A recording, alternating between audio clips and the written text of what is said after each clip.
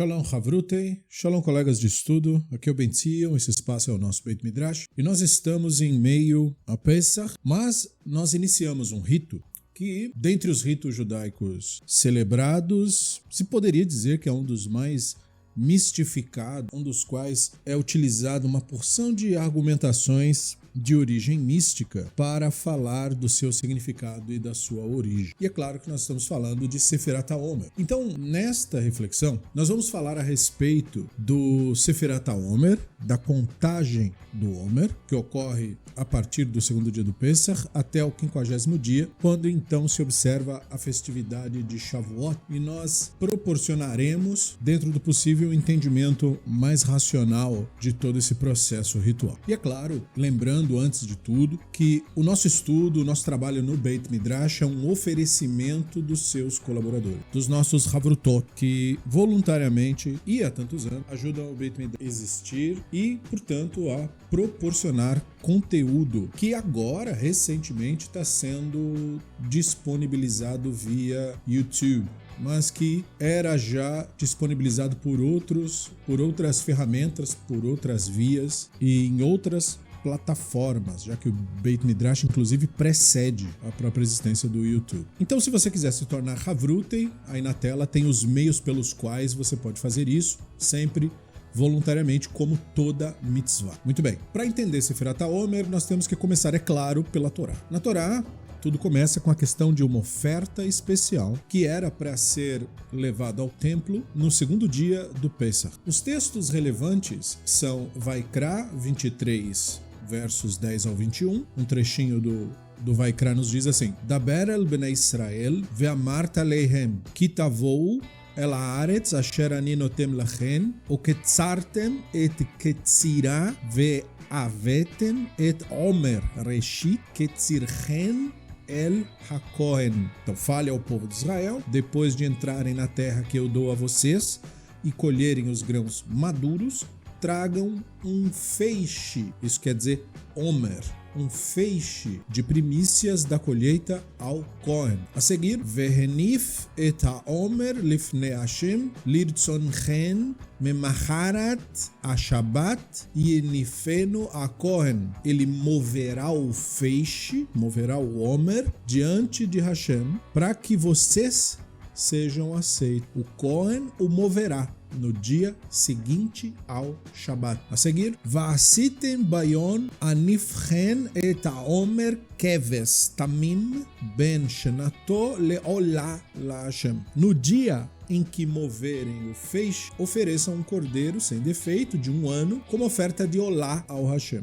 Aquela oferta que ninguém come, né? Oferta de olá, chamada oferta queimada. O minchato shnei esronim solet belula vashemen ishal Hashem reach nichocha venisko yain reviit ain. A oferta de grão será de 4 litros de farinha pura, amassada com azeite de oliva, uma oferta feita pelo fogo para o Hashem, oferta de olá, com aroma fragrante. A oferta de bebida será de vinho, 1 litro. Valechen, vakali, vacharmel, lo tochlu ad etzen hayom hazeh, ad iviachen et korban eloheichen, chukat olam ledoroteichen, bechol moshvotech. Não comam pão, grão seco ou grão verde até o dia em que levarem uma oferta para o seu Elohim. Este é um regulamento permanente por todas as suas gerações. Não importa onde vocês vivem. Muito bem, então em suma, o 16º dia do mês de Nissan,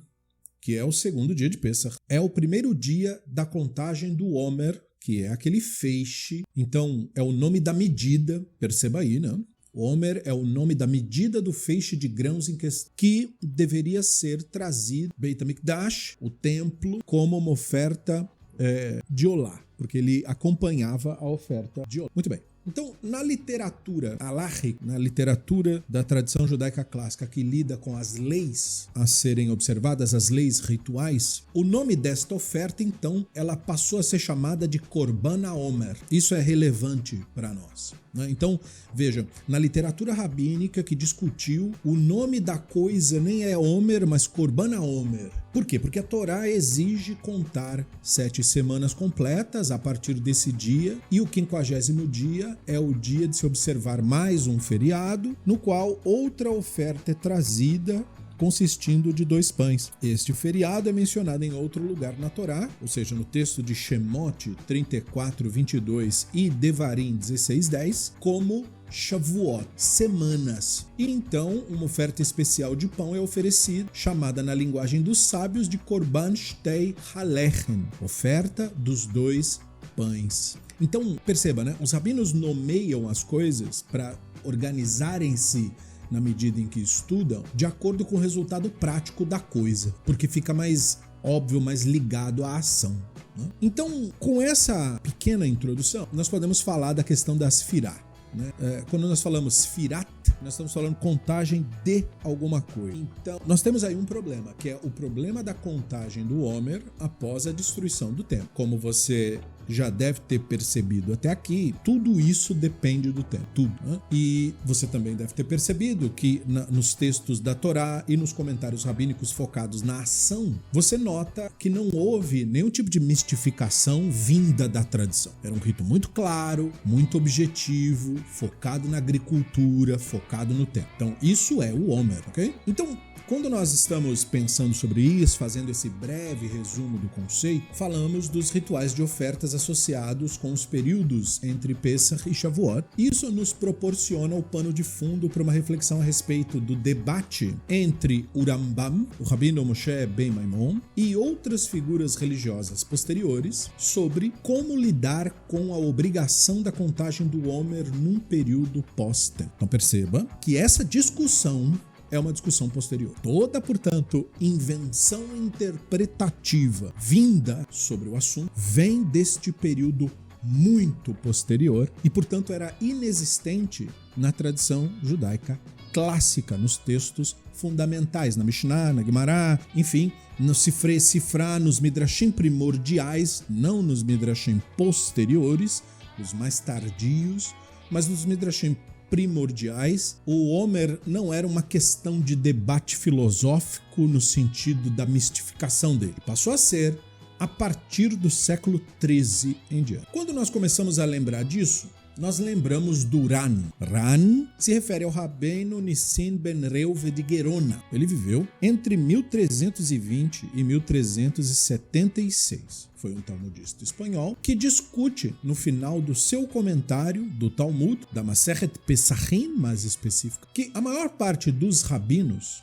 né, os chamados Rishonim, se refere a rabinos que viveram entre o século XI e o século XV, portanto o Rambam está incluso aí. A maioria dos rabinos restringe a obrigação de Sefirat HaOmer à época em que o templo existia. Então, vamos refletir sobre isso, né? No judaísmo do Ran, fazer Sefirat HaOmer não faz sentido. Porque a herança que ele recebeu dos seus ancestrais, dos seus mestres, dos seus professores, é uma herança que dizia que esse rito simplesmente era o rito feito nessa transição entre Pesach e Shavuot e acompanhava a oferta que deveria ser feita lá no templo. Não havendo mais templo, não podemos mais ir no campo colher feixes de grãos para fazer isso. E, portanto, contar isso não faria sentido. Veja, isso não é desmerecer a mitzvah, isso não era ser só declarar um fato. Agora, note como era o judaísmo do Ran, porque ele não tinha a tendência moderna, do misticismo moderno, de mentir e inventar significado onde não está, não é? Uma tendência herdada aí de séculos anteriores, aí, século XVIII, século XVII,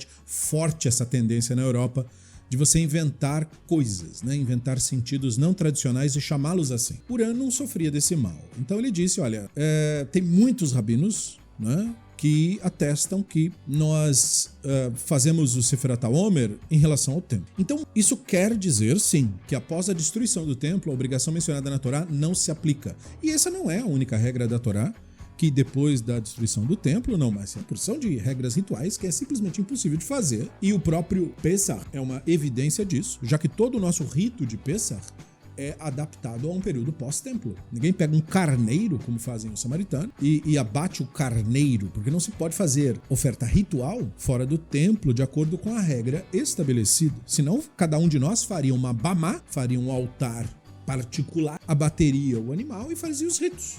Mas, como sabemos, isso não é feito, né? Isso aí é, na verdade, proibido. Portanto, Veja o que ele disse, veja como era o judaísmo do Uran. A contagem, então, que é feita atualmente, era considerada por eles como instituída apenas como uma lembrança voluntária de algo que era praticado na época do templo. Não era considerado por eles um mandamento. E é aqui que nós começamos a, digamos assim, desnudar isso. O Sefirat HaOmer hoje, ele é mistificado. Ele é passado como se fosse, o próprio bloco de construção do mundo vindouro. Só que, na verdade, nas fontes tradicionais, nos mestres tradicionais, não é assim que a banda toca. Não. Sefirat HaOmer era um rito antigo, um rito importante, tinha toda uma significância para a agricultura e para a população, todo um simbolismo belíssimo, mas era estritamente relacionado ao templo. Então, você nota aí uma discrepância que tem um objetivo teológico, é claro, e político também. Como a Torá introduz a obrigação de sefirá, que a expressão é fazer a contagem, no contexto do Korban HaOmer, que é a oferta do Homer, e do Korban Shtei HaLechem, que é a oferta dos 2 pães, obviamente eles eram parte do ritual do templo. Percebeu no texto da Torá que nós falamos uma coisa em relação a outra, não é isolar. Isso nos leva a concluir que tal obrigação só poderia estar vigente se tivesse o templo, obviamente, perceba, né? Uran não delirou, ele simplesmente leu o texto e as fontes tradicionais que o acompanharam. Só que nós tivemos uma pequena modificação desse processo de entendimento. O Rambam, no seu código jurídico, Mishneh Torah Ilchot Temidin Musafin, capítulo 7, 24º parágrafo, explicou que o fato de se fazer a contagem ritual constitui uma obrigação para todos os períodos, não importa se a totalidade dos ritos não poderiam ser feitos, porque não há tempo. E nisso ele gerou uma certa polêmica. E apesar do Ramban ser ignorado pela maior parte dos rabinos em vários temas, por causa da sua visão racional e naturalista, e a maioria dos rabinos é mistificador e prefere uma visão de mundo mais voltada para o sobrenatural e para o charlatanismo do que para uma postura de honestidade intelectual, sejamos francos sobre isso. A maior parte é assim, vive assim, ganha dinheiro desse modo e, portanto, o Ramban não é muito interessante para os negócios, né? Então, por causa disso, o Ramban é ignorado. E a obra que toma uma decisão muito famosa, principalmente na vertente fanática da nossa religião, uma obra chamada Biur Halachá. Ela é do século XX, foi composta pelo rabino Israel Meir Kagan de Radin. Ele é mais conhecido como Hafetz Haim. E cita vários outros Rishonim, europeus, adversários ideológicos do Ramban e tal, que explicavam como obrigação a realização do rito de Sefirat HaOmer, mesmo sem o tempo. Não obstante a isso, a maioria dos Rishonim interpretava a obrigação do rito como de natureza rabínica. Ou seja, no meio dessa discussão, um ou outro ia dizer que Sefirat HaOmer era uma mitzvah deoraita, né, da própria Torá. Eles diriam que seria drabanan. Pelo menos isso eles tinham naquela época. Hoje em dia não é mais assim, mas naquela época eles tinham essa honestidade. Eles falavam, bom, é um costume, não, né, ninguém está transformando magicamente o mundo em nada. É um costume, é uma lembrança, mas é uma lembrança que tem que fazer, eles diziam. E diga-se de passagem, a visão de que Sefirat HaOmer é de natureza rabínica apenas é a visão aceita. Acontece é que na vertente fanática da nossa religião, não se faz mais a distinção entre o que é derabanan e o que é deoraita, porque os rabinos hoje são objetos de culto. E para todas as vertentes judaicas que cultuam rabinos, rebes e tal, então aí não faz diferença se é deoraita ou derabanan, porque o rabino é tipo um semideus para eles, então tanto faz. Mas no judaísmo tradicional, há uma diferença muito clara entre o que é deoraita e o que é derabanan. Portanto, o que é derabanan também abaixo do que é deoraita. E se pode falar nesse ponto de uma terceira opinião, que é a do Rabbeinu Yeruhan, que se destacava no tema entre a contagem dos dias e da semana. Este rabino argumentava que a obrigação da Torá seria a contagem dos dias, e isso se aplicaria mesmo após a destruição do templo, enquanto que a contagem da semana só poderia ser realizada quando o templo funcionasse. Essa seria, então, a distinção segundo o Rabbeinu Yeruhan. Seria sair muito do assunto e elaborar sobre como ele chegou nesse raciocínio, eu não vou entrar nisso agora, mas a questão é entendermos um pouco melhor as visões do Ramban e dos demais Rishonim discutindo o assunto. Então vamos falar de algumas fontes Talmud, porque antes de lidar com a base conceitual da reflexão, nós temos que examinar a origem disso tudo. E é claro, a origem está no Talmud. Na Masechet Menachot 66a, a Gemara lembra duas práticas entre os Amoraim. Os Amoraim foram rabinos que viveram ali meados de 200 a 500 da Era Comum. Então, entre o século II e o século V. E a lembrança era sobre como era feito o rito de se contar o Omer, por isso que nos interessa. A maior parte dos Amoraim contava tanto desde o segundo dia do Pesach como as semanas, contavam dias e semanas. Mas um rabino, um Amorá, chamado Mar Barav Ashi, contava apenas os dias e explicava sua prática, baseada no fato de que a contagem, atualmente, ele querendo dizer pós-templo, era Zecher LeMikdash, lembrança do templo. Dado que a contagem pós-templo seria apenas simbólica, Zecher LeMikdash, portanto não deveria ser tratada como se fosse observância de mitzvah deoraita. E as regras de tudo isso, portanto, devem ser mais flexíveis e menos exigentes. Portanto, exatamente o contrário do que é feito hoje. Aquela coisa de não perder a contagem do Homer, porque as forças espirituais de não sei de quem, de não sei das quantas. Pois é, ele achava que não tinha nada disso. Veja, direto em contato com a transmissão da tradição. Os sábios criaram a regra do rito de Sefirá, da contagem, mas não impuseram isso na imaginação de que tal rito seria mesmo o cumprimento da mitzvah de se contar o Homer, ao contrário do que é feito hoje. Porque hoje é passado uma ilusão de que quando você faz aquele rito de leitura e lendo textos de misticismo, você estaria cumprindo a mitzvah do homem, né? Enquanto que as fontes dizem que você não está fazendo. Veja, é uma lembrança que você está fazendo na melhor das hipóteses. Então, um princípio fundamental do processo de decisões halachicas, é claro, nós sabemos, exige que se siga a opinião majoritária que estiver registrada no Talmud. Uma questão de, quando houver um debate, analisar quais foram os entendimentos relacionados. Naturalmente, então, os Rishonim simplesmente seguiram a visão que prevalecia entre os Amoraim, ensinando a se mencionar tanto o dia quanto a semana no processo de contar o Homer. Porém, ao que parece, existiram autoridades de comunidades diversas que simplesmente acharam essa decisão absurda, discordaram e consideraram tudo de outro modo. Isso era quando o judaísmo tinha sanidade, lucidez.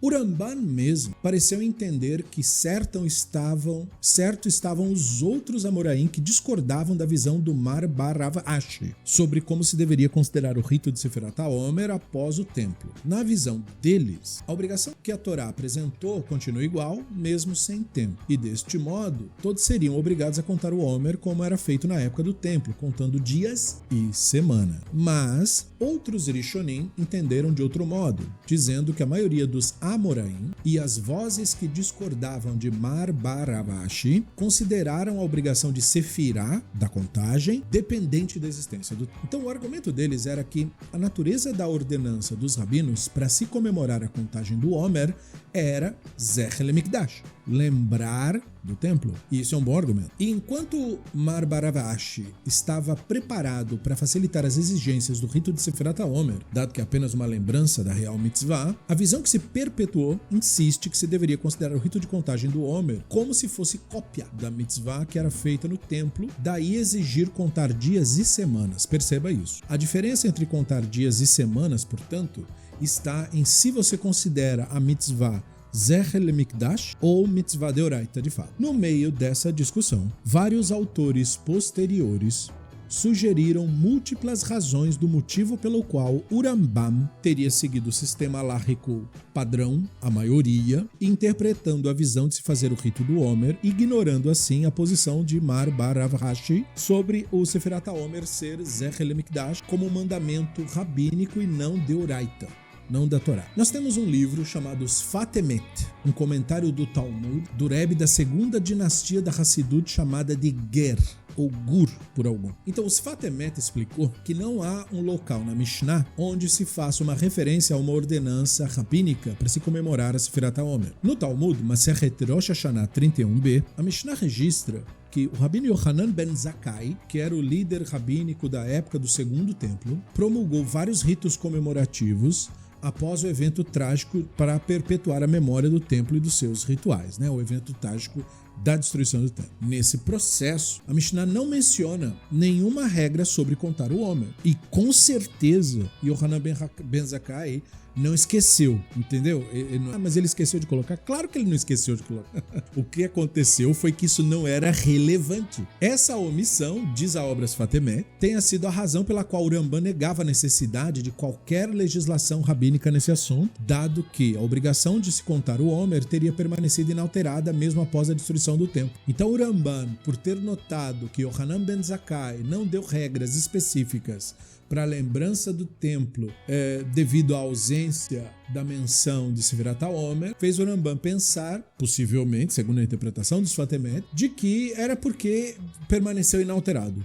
Então, isso é uma relação, perceba, entre a Sefirat HaOmer e o Korban HaOmer. Porque até esse ponto, nós estamos lidando com este debate entre o Rambam e outros Rishonim na questão da interpretação de fontes talmúdicas. Vimos que não é straightforward, né? Não é uma coisa assim direta, só bater o olho e entendeu. Mas nós vamos agora entrar em questões um pouquinho mais conceituais. O que estas divergências refletem de natureza fundamental na definição do rito de contagem do homem? Nós temos e podemos ser levados a questionar a relação entre a contagem do Homer e o Korban HaOmer. Como falado antes, a Torá introduz a obrigação de se contar dentro do contexto das ofertas de Pesach, o Korban HaOmer, e a oferta de Shavuot, o Korban Shtein HaLechem. Na realidade, a Torá claramente impõe que sejam contados desde o dia quando vocês trouxerem a oferta de Olá do Homer, enfatizando que ao se completar a contagem, vocês oferecerão o grão novo, o Korban Shtein HaLechem de Shavuot. De acordo com isso, então, nós podemos lidar com a questão da obrigação da contagem como componente essencial da estrutura da oferta do Pesach e Shavuot. A Torá exige uma sequência de eventos, uma sequência de ritos, desde a oferta do Homer, seguida pela contagem, até a próxima oferta de grão novo, que é o Korban Shtein HaLechem. E, naturalmente, a obrigação de Sefirá depende dessa estrutura, senão ela não faz sentido. Constatando o fato de que o templo foi destruído e essas ofertas especiais, assim como todas as outras, cessaram, a obrigação de Sefirat HaOmer não mais se aplica. E é por essa razão que a maior parte dos Rishonim limitava a obrigação da contagem do Homer aos tempos do Beit HaMikdash, quando o Homer real e as ofertas Shtei Lechem eram trazidas. Na falta de templo, todo o sistema de ofertas, incluindo o rito da contagem, é suspenso. Portanto, não existe mitzvah de Sefirat HaOmer. Então, deste modo, o Ramban está advogando uma postura independente na questão do rito de Sefirat HaOmer. Na visão dele, a associação implícita da Torá entre a contagem do Homer e a oferta do Homer não se estenderia dentro do sistema. A contagem começaria no dia da oferta do Homer, mas não seria integrada a isso. E deste modo, não devemos esperar nenhuma relação direta entre estes dois ritos, que seriam então duas mitzvot não relacionadas, percebe? Então o Ramban diz que seria uma obrigação da Torá, mesmo sem templo, não sendo possível ofertar a oferta do Homer. Percebeu? O raciocínio do Ramban, ele separou a contagem do Homer da mitzvah do Homer, para poder tornar possível o seu raciocínio. E aí nós temos que falar de uma outra obra chamada Divrei Malkiel. Entre estudiosos que defendem esta elucidação, houve um debate entre um rabino chamado Malkiel Tzvi Halevi, que é mais conhecido como Lomzar Rav. Este rabino foi autor de um livro, de uma responsa, e a responsa chama Divrei Malkiel. E nessa responsa, ele lida com este debate entre o pensamento do Rambam e de outros Rishonim, e desenvolve uma abordagem básica da questão falada até aqui, explicando que o Ramban entendeu o rito de Sefirat HaOmer como uma obrigação independente do resto, e as outras autoridades viram o rito como parte da estrutura de oferta. Com isso, o Divrei Malkiel sugere que elucidação lógica para a interpretação do Ramban seria considerar que, na visão do Ramban, a maioria dos Amoraim exigia se fazer a contagem tanto dos dias quanto das semanas, porque essa contagem é que constitui a obrigação de se firá, né, de se contar, falada na Torá, mesmo sem tempo. Note que os Rishonim, os antes Amoraim, que eram a favor da contagem, não estavam justificando-a com nenhum tipo de misticismo. Era uma questão ritual. Outros Rishonim entenderam que isso teria a ver com as origens rabínicas no rito, no período posterior ao templo, insistindo então que o rito não é uma mitzvah deoraita da Torá, mas apenas derabanan, dos rabinos. Como eu disse, naquela época isso era muito mais claramente distinguido. Hoje em dia, propositalmente é feito um blur, que é para o objetivo de divinizar o rabino como figura religiosa. Esse mal não existia naquele período. A real obrigação do Homer só existiria e se aplicaria com o templo funcionando, por haver uma conexão entre o rito de Sefirat HaOmer e o rito de Korban HaOmer. Agora, se tal conexão existe mesmo, então a falta do Beit HaMikdash independe da realização do rito de Sefirat HaOmer, dado que a contagem constitui um componente integral da oferta do Homer. Suspender a oferta suspende, obviamente, a contagem. A obra Divrei Malkiel elucida que, se os sábios, mesmo assim, instituíram uma contagem simbólica, comemorativa, que é a verdadeira natureza da contagem, eles com certeza não iriam tratar isso como se fosse uma réplica da mitzvah original do templo. Eles não confundiam, como se faz agora, preceitos de Rabanan com preceitos de Oraita. E esse problema já era visto pelo Divrei Malkiel. Se a contagem do Homer após o templo não reflete realmente a mitzvah da Torá de se fazer isso, não parece adequado considerar que os sábios estivessem exigindo contar o Homer como se fosse um paralelo da mitzvah original, porque isso não é prática do sábio. Fazer uma mitzvah de mentirinha ou fazer uma mitzvah de cópia de outra. Isso nos leva a admitir que o Ramban não poderia ter aceitado a possibilidade de uma contagem comemorativa que exigisse tanto a menção dos dias quanto das semanas para que existisse uma correspondência ao rito de contagem original da época do tempo. Isso força a admitir que a visão do Talmud, que requer tanto contar os dias quanto as semanas, considera o rito da Sefirá uma obrigação de Oraita, mesmo que o templo não exista mais. Então esta foi a tentativa de solução do Divrei Malkiel. Há uma outra tentativa de solução, desta vez pelo Rabino Chaim de Brisk. Então, o Rabino Chaim Soloveitchik de Brisk, 1853-1918, rejeitou toda esta abordagem que nós estamos falando até agora. E ele tenta resolver o debate entre o Código do Ramban e a posição dos Rishonim vista até aqui de uma outra maneira. Esta polêmica foi registrada pelo filho dele, o Rabino Yitzhak Zev Soloveitchik, tal qual documentado na obra Hidushei Agriz, como adendo ao comentário da Masechet Menachot. E também foi registrado pelo neto, o Rabino Yosef Dov Soloveitchik, bem como pelo Rabino Hershel Shachtar na obra Mipnei Rabbeinu. O Rabino Soloveitchik, o chamado Reb Chaim, apresenta um argumento bem mais simples para refutar a discussão trazida até aqui.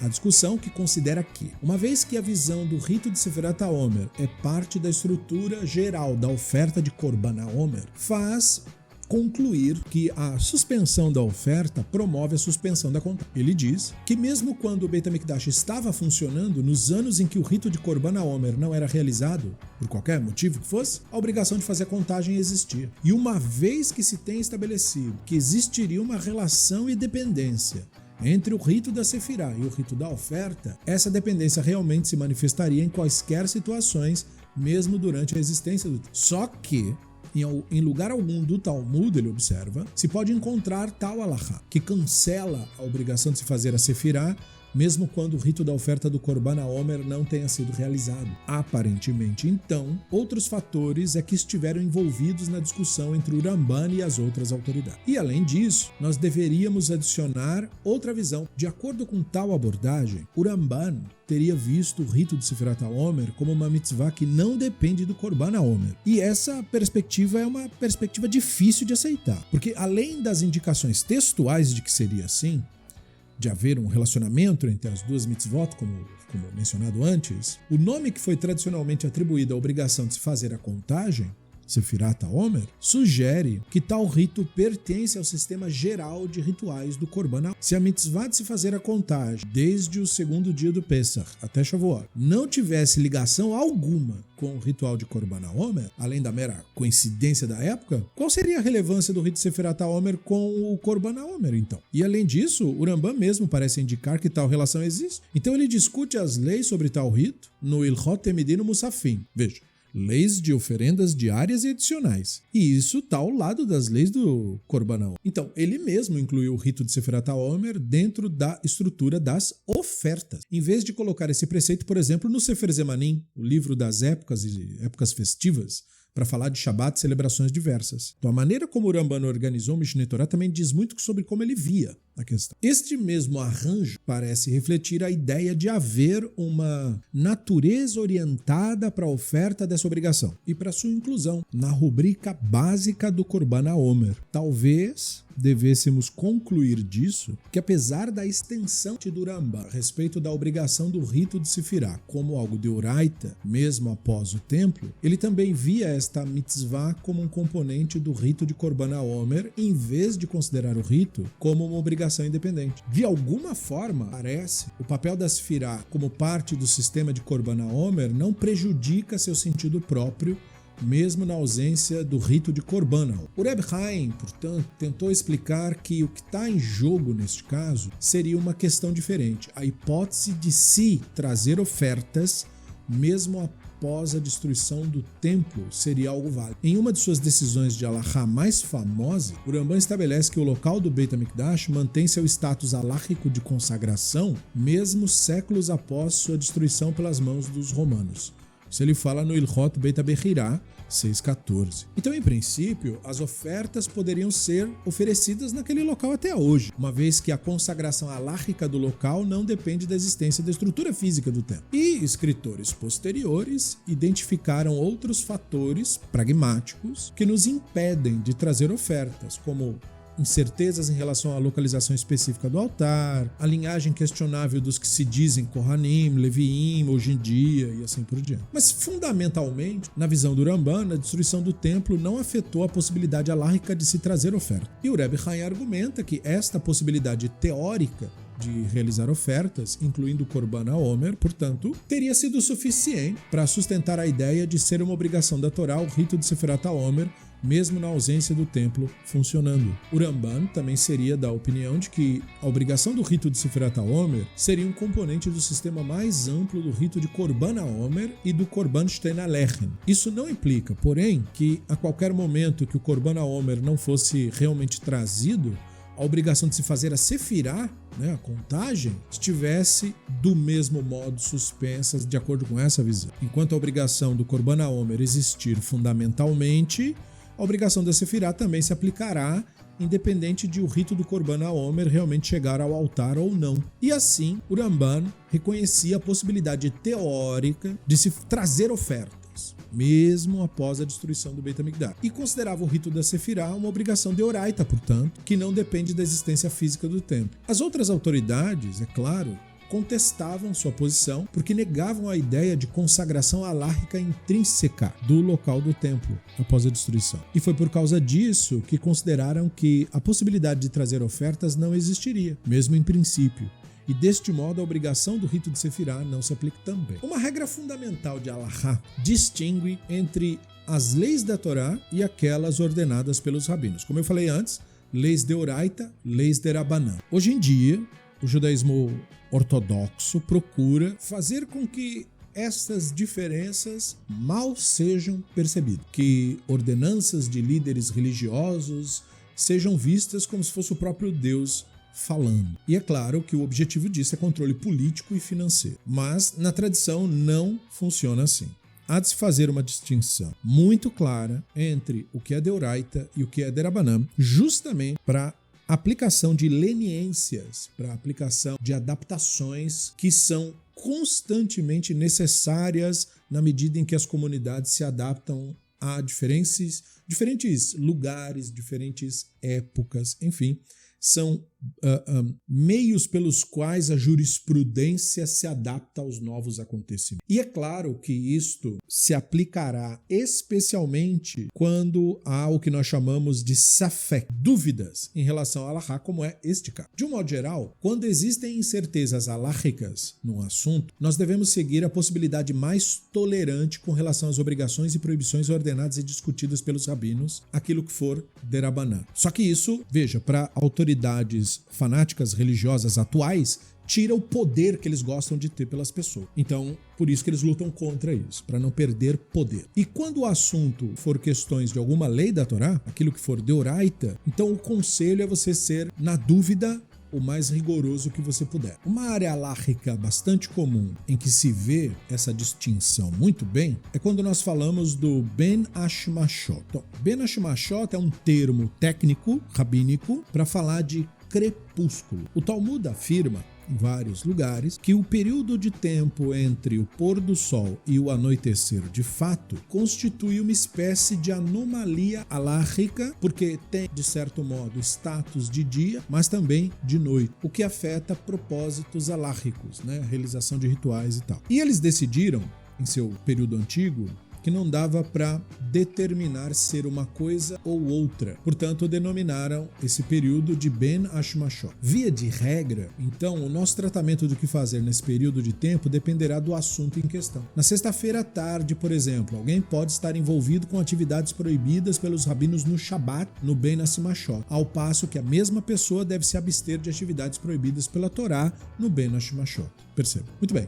Voltando então ao assunto do Sefirat HaOmer. O debate entre o Ramban e os outros Rishonim se manifestaria na questão da contagem do Homer realizada durante o período chamado Ben Hashmashot. A posição do Ramban, que via a Sefirá como obrigação da Torá até hoje, exigiria esperar até o anoitecer antes de fazer a contagem, em vez de fazer a contagem durante o período de Ben Hashmashot, porque é um período duvidoso, supondo que podemos considerá-la noite. Os outros Rishonim, no entanto, que viam o rito da Sefirá hoje em dia como de natureza rabínica, em tese, permitindo então que a contagem fosse realizada durante o Ben Hashmashot, já que com relação a leis rabínicas podemos realizá-las na consideração que for mais leniente, e esse período marcaria o início da noite, não sendo noite alahicamente. Curiosamente, a obra Biur Halachá, nesse texto citado, observa a prática popular, dizendo que o costume popular na época de se atrasar a contagem até depois do Ben Hashmashot era uma prática vigente e atribui esse costume à nossa preocupação com a visão do Ramban, ou seja, uma época em que as pessoas davam mais ouvidos ao que o Ramban dizia. Apesar do fato de que a halachá normativa aceita a visão predominante entre os Rishonim, no entanto. O Sefer Biur Halachá tem uma posição de deferência em relação à posição do Ramban,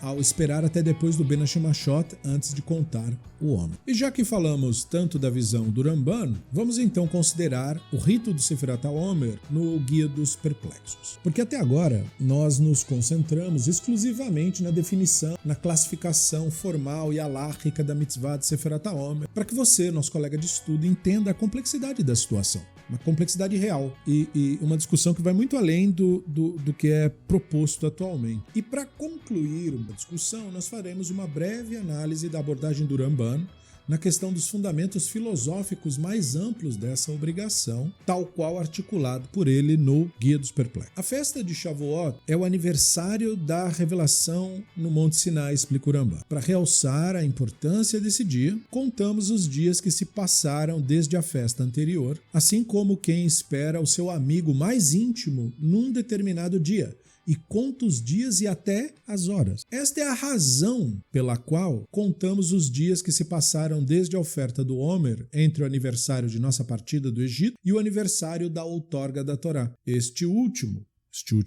motivo foi o objetivo e o objeto do êxodo do Egito. E assim Elohim disse: eu os trouxe para mim mesmo. A contagem do Homer tem como objetivo, então, reforçar a importância de Shavuot, para expressar nossa grande expectativa por este festival, que comemora o recebimento da Torá no Sinai e, portanto, o anseio é o anseio pela Torá. Mais especificamente, ressalta a nossa relação intrínseca entre os eventos marcados nos festivais do Pesach e Shavuot, a ideia de um êxodo para uma revelação. Então, ao contar os dias desde a nossa partida do Egito até a revelação, nos lembramos que o primeiro serviu apenas para facilitar o último. Então, vale a pena citar na íntegra o verso do livro de Shemot ao qual o Ramban se refere brevemente, no qual a divindade instrui Moshe a preparar os filhos de Israel para a revelação do Sinai. Esse processo de preparação começa com um lembrete de que eles partiram do Egito para se tornarem a nação do Elohim, aceitando a lei. Então o texto: você viu o que eu fiz ao Egito, que te carreguei nas asas de águias e te trouxe para mim mesmo. O Ramban parece interpretar este verso no sentido de que tudo o que a divindade fez ao Egito, os sinais que fazem parte da narrativa, foram com o único propósito de trazer vocês para mim, ou seja, para trazê-los ao Sinai, onde eles se tornariam a nação do Elohim. Enfatizamos essa função do Êxodo ligando-o a Shavuot, por meio da contagem do homem. Então, há espaço para avaliar a relação entre a compreensão filosófica da razão subjacente do rito de Sefirat HaOmer, conforme articulado no Guia dos Perplexos, e sua categorização halárrica, manifesta no Código Mishneh Torah. Nós devemos nos lembrar de que o Ramban parece classificar o rito de Sefirat HaOmer no Mishneh Torah sob a rubrica do rito de Korban HaOmer, com o elo entre o Korban HaOmer em Pesach e o Korban Shtein HaLechen em Shavuot. Essa classificação parece lançar o rito de Sefirat HaOmer como estritamente parte da estrutura de oferta desses festivais, em vez de uma